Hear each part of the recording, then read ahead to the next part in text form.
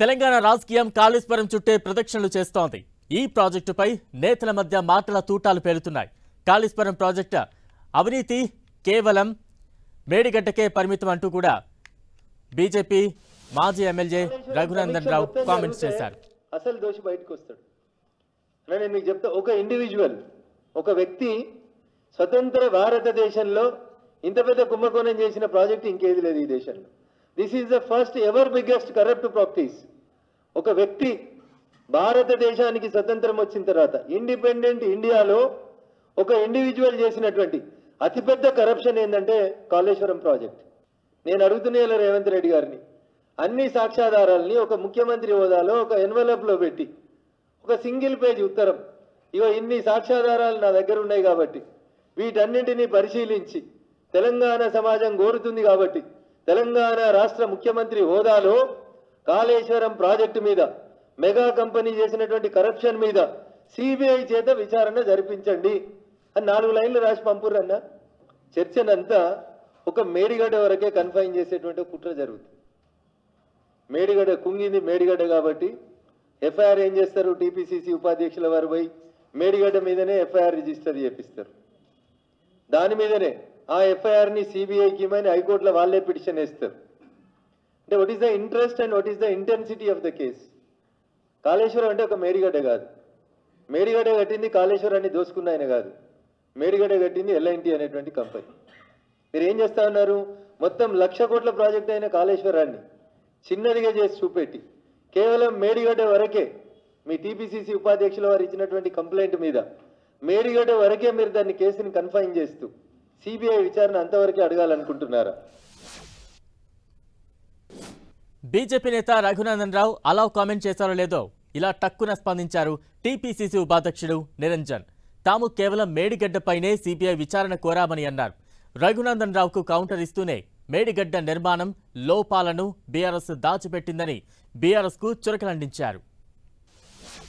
Medigadda project యొక్క అంశాన్ని, అక్కడ జరిగిన నష్టాన్ని కేటీఆర్ గారు తక్కువ చూయించి చూపే ప్రయత్నం చేశారు. వాస్తవాలు బయటికి రావాలనే ఉద్దేశంతో మేము ఈ పిటిషన్ వేయటం జరిగింది. అధికారులు అనేది ఎందుకు అప్పుడు ఎంబడే స్పందించలేదు? 2 నెలలు అవుతున్నా కానీ మరమ్మతుల పనులకు శ్రీకారం ఎందుకు చేపట్టలేదో అప్పటి అధికారులు అనేది జవాబుదారీతనంతో జవాబు చెప్పాల్సినటువంటి అవసరం ఉంది. రాష్ట్రంలో ప్రభుత్వం ఇప్పుడు మారింది. రేవంత్ రెడ్డి గారు ముఖ్యమంత్రి అయ్యిండ్రు. ఉత్తమ్ కుమార్ రెడ్డి గారు నీటిపారుదల శాఖ మంత్రిగా ఉన్నారు. వారు అధికారంలోకి వచ్చిన తర్వాత ఎంత ఇమ్మీడియట్గా రెస్పాన్స్ అనేది చేయటం జరిగిందో, ఈ విధంగా గత ప్రభుత్వంలో ఉన్నవారు ఆ విధంగా రెస్పాన్స్ అనేది ఇచ్చి ఉంటే బహుశా మేము కోర్టుకు వెళ్లాల్సినటువంటి పరిస్థితి. కాళేశ్వరం ముచ్చట అటుంచితే తెలంగాణ స్థితిగతులపై పవర్ పాయింట్ ప్రజెంటేషన్ అంటే బీఆర్ఎస్ కు భయం ఎందుకని ప్రశ్నించారు మంత్రి పొన్నం ప్రభాకర్. ఎవరు అడ్డుకున్నా శాసనసభలో శ్వేతపత్రాన్ని విడుదల చేస్తామన్నారు. అలాగే ఆటో డ్రైవర్లన్నకు కాస్త ధైర్యం కూడా చెప్పారు. వారికి ఎలాంటి అన్యాయం జరగనివ్వమని తెలిపారు. అది రాష్ట్ర సమస్య, శాసనసభలో చెప్తాం. దానికి సంబంధించి ఆనాడు మేము ఇరిగేషన్ ప్రాజెక్టుల గురించి, రిడిజైన్ గురించి చెప్తే మాకు ఇచ్చిండ్రా? అడగడానికి కామన్ సెన్స్ ఉండాలి కదా. ఆనాడు మీరు ప్రజాస్వామ్యంగా వ్యవహరించి మేము కూడా ప్రజెంటేషన్ చేస్తామని అడిగితే కదా మాకు ఇచ్చిండ్రా? మీరు అందరూ సాక్ష్యం. మేము ప్రభుత్వాన్ని పరిపాలించినాము, మీరు రాంగ్ ప్రొజెక్షన్ చేస్తామని రియల్ దాని ఫలితమే కదా. ఆనాడు ఒకరు రిడిజైన్ ప్రజెంటేషన్ చేసినప్పుడు మా ప్రమేయం కూడా ప్రతిపక్షంగా ఇన్వాల్వ్ చేసి ఉంటే మేము ఇలా ఈ యొక్క కుంగిపోవడం జరగకపోతుండే కదా. ఇదేమో ఈ రాష్ట్ర ప్రభుత్వం బయటికి చెప్పుకుంటున్న గొప్పలు కాదు, ఆర్థిక పరిస్థితి ఏ విధంగా ఉన్నదని శ్వేతపత్రం ప్రజాస్వామ్యంగా ప్రజలకు చెప్పడానికి వేదిక చేసుకుంటున్నాం. దాన్ని రాజకీయం ఎందుకు భయపడతారు? దొంగలంటే ఎందుకు భుజాలు తడుపుకుంటారు? ఎదురుదాడి ఇంకా అధికారంలో ఉన్నావు నేను, అది పోతలేదా ఫోబియా? ప్రజలు మీకు తీర్పిచ్చిర్రు, మార్పు కోరుకున్నారు, గమనించమని కోరుతా ఉన్నా. ఊరికేనే 2 రోజులకి ఏమైంది, రైతు బంధు ఎప్పుడు వేస్తావు, ఇంకొకటి అయితే ప్రభుత్వం కూలిపోతుంది ఏంది? మంత్రి పొన్నం బీఆర్ఎస్ పై ప్రశ్నల వర్షం కురిపిస్తే బీఆర్ఎస్ ఎమ్మెల్సీ తాత మధు కాంగ్రెస్ కు క్లాస్ తీసుకున్నారు.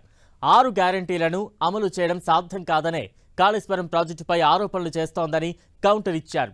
ఎలాంటి విచారణకైనా తాము సిద్ధంగా ఉన్నామని అసెంబ్లీలో తగిన విధంగా సమాధానం చెబుతామన్నారు తాత మధు. ఏప్రిల్ మే దాకా ఇది ఇట్లే కంటిన్యూ చేసుకుంటూ ఉంటారు. దానివల్ల 2 ప్రయోజనాలు. ప్రజలకి ఏదో ఒకటి చూపించటం, చూసారా ఇట్లా అన్యాయం జరిగిందనే దాంతో ఒకటి చూపించటం. 2 ఆల్రెడీ డిసెంబర్ 9వ తారీఖున మేము సైన్ చేయగానే ఇంప్లిమెంట్ చేస్తున్న 6 గ్యారంటీస్ మీద ఇప్పటిదాకా నీలి నీడలు గమ్ముకొని ఉన్నాయి. కాబట్టి ప్రజలందరూ కూడా క్వశ్చన్ చేసే పరిస్థితులు వారు. కాబట్టి మూడ్ డైవర్ట్ చేయాలనే ఆలోచనతోని కాంగ్రెస్ పార్టీ ఉందనే నేను భావిస్తున్నా. సిట్టింగ్ జడ్జి అంటున్నారు ఏ విచారణ చేయండి మేము సిద్ధమని చెప్పినాం, మేము కాదు మేమని పారిపోవట్లేదు. కాళేశ్వరంపై తలా 4 మాటలు అంటుంటే ఎమ్మెల్సీ జీవన్ రెడ్డి కూడా కాస్త ఘాటు వ్యాఖ్యలు చేసేశారు. నిర్మాణ లోపానికి బాధ్యులైన వారిని ఉరితీయాలన్నారు. పాలకులు పాలకుడి పని చేయాలే గాని ఇంజనీరింగ్ పని చేస్తారంటే ఎలా అంటూ ప్రశ్నించారు.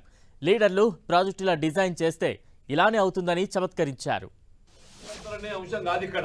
ఇప్పుడు ఈ సెకండ్ సీజన్ ఉందే నీ కాళేశ్వరం మీద 1,00,000 ఎకరాలు కూడా సాగు లేదు. మల్లన్న సాగర్ నీళ్ళు లేదు, రంగనాయక సాగర్ నీళ్ళు లేదు.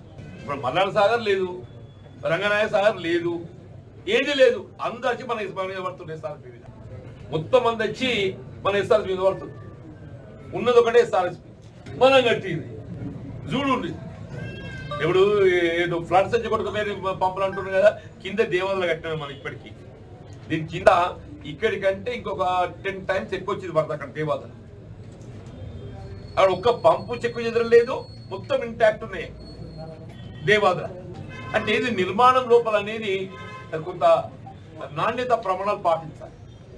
సాంకేతిక పరిజ్ఞానం కూడా ప్రధానమని చెప్పండి. నువ్వు ఏ విధంగా సాంకేతిక పరిజ్ఞానం లేకుండా లీడర్లు డిజైన్ రూపొందిస్తే ఇట్లా ఉంటుందా? లీడర్లు నాయకుల మీద ఏతుందో మా ఆలోచన మేము చెప్పాలి డిపార్ట్మెంట్.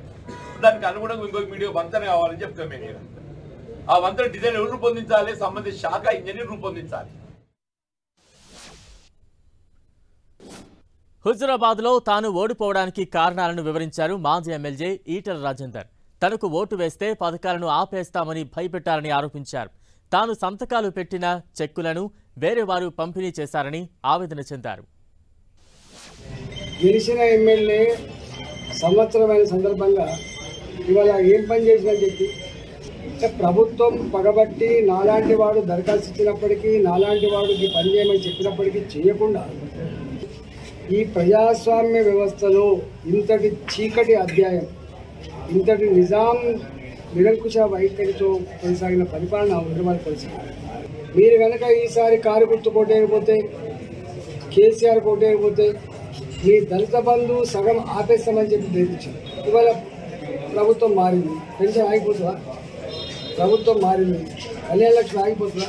ఏది ఆగిపోతుంది. కానీ ఎందుకో వాళ్ళు ప్రగతి భవన్ కేంద్రంగా ఈయనతో దేంట్లో నెగ్గలేము, కుట్రలతో మాత్రమే నెగ్గగలం, డ్రామా పద్ధతిలో మాత్రమే నెగ్గగలం, మోస పద్ధతిలో మాత్రం నెగ్గగలం అని చెప్పి ఇవాళ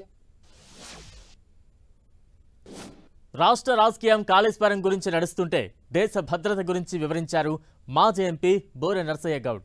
పార్లమెంట్లో జరిగిన ఘటన వెనుక పెద్ద కుట్ర కూడా ఉందన్నారు. మోదీ ప్రభుత్వాన్ని చులకన చేసేందుకు ఈ చర్యలకు పాల్పడ్డారట. ఆ నిజాలు బయటకు రాకూడదనే కాంగ్రెస్ లొల్లి చేస్తోందట. కాస్త సమయం ఇస్తే దీని వెనుక ఎవరున్నారో తెలుస్తుందన్నారు. 2 దశాబ్దాల క్రితం ఎప్పుడైతే టెర్రరిస్టులు, పాకిస్తాన్ ప్రేరేపిత టెర్రరిస్టులు పార్లమెంట్ అటాక్ని అదే రోజు చేయటం 100% ఒక కుట్ర కొన ఉంది.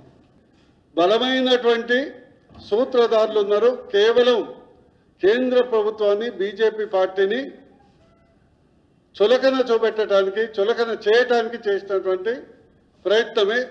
అది తొందరలోనే దర్యాప్తు సంస్థల నివేదిక వచ్చిన తర్వాత ఎవరు కుట్రదారుడో, ఎవరు పాత్రదారుడో తెలుస్తుంది. అది తెలుస్తుందని భయంతోనే మన 3 అసెంబ్లీలో ఘోరంగా ఓడిపోయినటువంటి కాంగ్రెస్ పార్టీ, దాని తోకలైనటువంటి ఇతర పార్టీలు ఓటమిని డైవర్ట్ చేయడానికి, ప్రజలను దృష్టిని డైవర్ట్.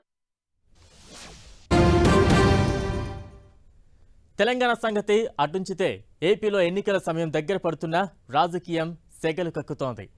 యువగళం పాదయాత్రపై పంచులు వేశారు మాజీ మంత్రి అంబటి రాంబాబు. మధ్యలో కొన్ని బ్రేకులు తీసుకుంటూ నిన్న ముగిసింది. రేపు ముగిసిన సందర్భంగా బ్రహ్మాండంగా విజయవంతమైంది ఓహో అని చెప్పేందుకు విజయోత్సవ సభ అనేది పెట్టి దాన్ని విజయవంతం చేయడం కోసం నానా తంటాలు పడుతున్నటువంటి విషయాలు చూస్తే కాస్త హాస్యాస్పదంగాను నవ్వుగాను కూడా అనిపిస్తుంది. పోనీ పాదయాత్ర తరువాత ఆయనలో అయినా ఏదైనా వికాసం కనిపించిందా, ఆయన ఏమైనా మెచ్యూర్ అయ్యాడా అని పరిశీలిస్తే అది లేదు. ఈ సందర్భంగా నాకు వేమన శతకంలోని ఒక పద్యం గుర్తొస్తుంది. అదేమిటంటే, ఎలుక తోలు తెచ్చి ఏడాది ఉతికిన, ఎలుక తోలు తెచ్చి ఏడాది ఉతికిన నలుపు నలుపే గాని తెలుపు కాదు. ఓవైపు సీట్ల పంచాయతీ కొనసాగుతుంటే మంత్రి రోజా హాట్ కామెంట్స్ చేశారు. నగరిలో సీటు ఎవరికిచ్చినా తనకు అభ్యంతరం లేదన్నారు. తాను జగనన్న సైనికురాలినని ఎవరికి సీటు ఇచ్చినా పర్వాలేదని అన్నారు. తనకు టికెట్ రాదని కొందరు కామెంట్స్ చేస్తున్నారని ఆరోపించారు. తనకు టికెట్ ఉందన్న సంగతి తనకు, తన కార్యకర్తలకు, అనుచరులకు తెలుసన్నారు. నాకు ఇబ్బంది లేదు. నేనైతే జగనన్న సైనికురాలిని. జగనన్న కోసం నా ప్రాణమైనా ఇస్తాను. అనేక సందర్భాల్లో చెప్పని రాసి పెట్టుకోండి. అండ్ ఎవరైతే సునకానందం పొందాలనుకుంటున్నారో రోజాకి సీటు లేదు అని ఒక స్టోరీ లేసి, అది మీకు కొన్ని రోజులకి మాత్రమే సునకానందం. మా కార్యకర్తలకో నాయకులకో ఎవరికి కూడా బాధ లేదు. ఎందుకంటే వాళ్ళకి నిజం తెలుసు నాకు సీటు ఉందని. ఒకవేళ సీటు లేదని మీరు ఆనందపడినా కూడా నాకు ఇబ్బంది లేదు. క్యాబినెట్ మీటింగ్స్ కానీ లేదా పార్టీ కార్యక్రమాలు ఏవైనా కూడా ఎప్పుడూ ఫస్ట్ వరుసలో నేనే ఉంటా. ఏదో పని మీద ఆఫీస్కి వచ్చా, అంత మాత్రానికే సీటు మారుస్తున్నట్లు ఇదే ముచ్చట అంటూ ప్రశ్నించారు ప్రభుత్వ విప్ ప్రసాద్ రాజు. పని మీద వస్తే సీటు మారినట్లే అంటూ ప్రచారం చేయడం సరికాదన్నారు. పనితీరు బాగా లేని వాళ్లను మారుస్తారు. అయినా ఇవన్నీ ఎన్నికల ముందు సహజమే కదా అని సింపుల్గా చెప్పేశారు. మంత్రి గారు కార్యాలయానికి అనేక రోజులు రేపు వస్తాము, ఎల్లుండో వస్తూ ఉంటాము. ఏదో పని మీద వస్తున్నాము అంటే వచ్చినటువంటి వారు అందరినీ చేంజ్ చేస్తున్నట్టు మీడియాలో చూస్తుంటే ఇబ్బందిగా అనిపించింది. సహజంగా ఎలక్షన్ ముందు వచ్చేటప్పటికి రాజకీయ పార్టీగా అన్ని నియోజకవర్గాల పరిస్థితులు అక్కడ ఉన్నటువంటి నాయకులతో చర్చించడం, గెలిచే వరకు టికెట్ ఇస్తానని జగన్మోహన్ రెడ్డి గారే అనౌన్స్ చేసి ఉన్నారు. దాంట్లో కొత్త ఏం లేదు. అంబేద్కర్ కోనసీమ జిల్లా రామచంద్రాపురంలో తన సర్వే బాగుంటుందన్నారు మంత్రి చెల్లుబోయిన వేణు. రాజమండ్రి రూరల్ గెలవాలనే తనను అక్కడికి పంపిస్తున్నారన్నారు. మంచిగా పనిచేసే అధికారులను ఏజెన్సీలకు పంపిస్తుంటారు కదా, తనను అలాగే పంపుతున్నారన్నారు వేణు. మార్పులకు ఎవరూ అతీతులు కాదని, జగన్ ప్రాధాన్యత ప్రజాశ్రేయస్సేనని చెప్పారు వేణు. సిట్టింగులు మారుస్తున్నారంటే జగన్మోహన్ రెడ్డి గారి మనసులో వారు లేరని కాదు. పోటీ చేయడమే రాజకీయం కాదు. రాజకీయాలు అనేక పదవులు వస్తూ ఉంటాయి. జగన్మోహన్ రెడ్డి గారి పట్ల నమ్మకం ఉన్నట్లయితే సిట్టింగ్కి ఎందుకు మార్చాల్సి వచ్చిందనేటువంటిది కూడా వారు వివరిస్తున్నారు. అక్కడ ఉన్నటువంటి ప్రజల్లో కొంత వ్యతిరేకత రావచ్చు, లేదా వీరి పెర్ఫార్మెన్స్ని వారికి నచ్చకపోవచ్చు. వీరు పెర్ఫార్మ్ చేయలేదని నేను అన్నా. పెర్ఫార్మ్ చేసినా నచ్చకపోవచ్చు. ఇది ప్రజాస్వామ్యం. ప్రజలు రకరకాల ఇష్టాలతో ఉంటారు. డ్రగ్స్ కేసులో తన కుమారుని అరెస్టు చేశారంటూ వచ్చిన వార్తలను ఖండించారు వైసీపీ నేత ముక్కాల ద్వారకానాథ్. తన కుమారుడు ప్రేమ్చంద్, అతని స్నేహితులను అరెస్టు చేశారంటూ అసత్య ప్రచారం చేశారని మండిపడ్డారు. డ్రగ్స్ కేసులో రికమెండేషన్లు పనిచేయవని, తప్పు చేసుంటే ఒప్పుకునే ధైర్యం తనకుందన్నారు. నాన్ బెయిలబుల్ అరెస్ట్ వారెంట్ కింద లోపలికి వెళ్ళిపోతారే తప్ప బయటకు వచ్చే పరిస్థితి ఉందా? డ్రగ్స్ కేసులో రికమెండేషన్లు పనికొస్తాయా? తప్పు చేసుంటే ఆ తప్పును కూడా ఒప్పుకునే ధైర్యం మాకుంది.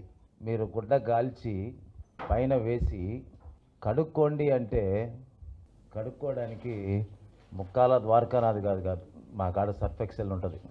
నా బిడ్డ మీద నా బిడ్డల మీద వచ్చినటువంటి అభియోగాలు ఏదైతే ఉన్నాయో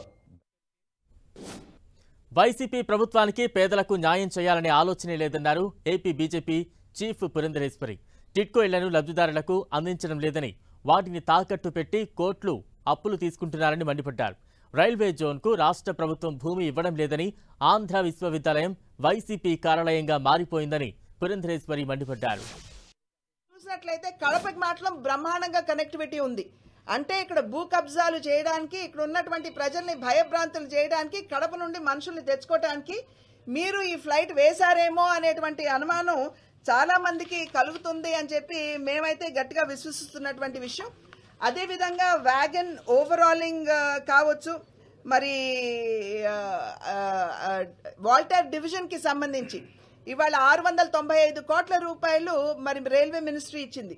మరి ఇక్కడ జోన్ మోడర్నైజేషన్కి, అదే విధంగా ఇక్కడ జోన్కి సంబంధించి, రైల్వే జోన్కి సంబంధించి మొన్న అశ్విని వైష్ణవ్ గారు వచ్చినటువంటి సందర్భంలో వారు స్వయంగా చెప్పారు, అయ్యా బాబు నేను భూమి అడిగాను, 103 కోట్ల రూపాయలు నేను కేటాయించడం కూడా జరిగిపోయింది, కానీ ఇప్పటి వరకు మీరు భూమి ఇవ్వలేదు అని స్వయంగా అశ్విని వైష్ణవ్ గారు చెప్పారు.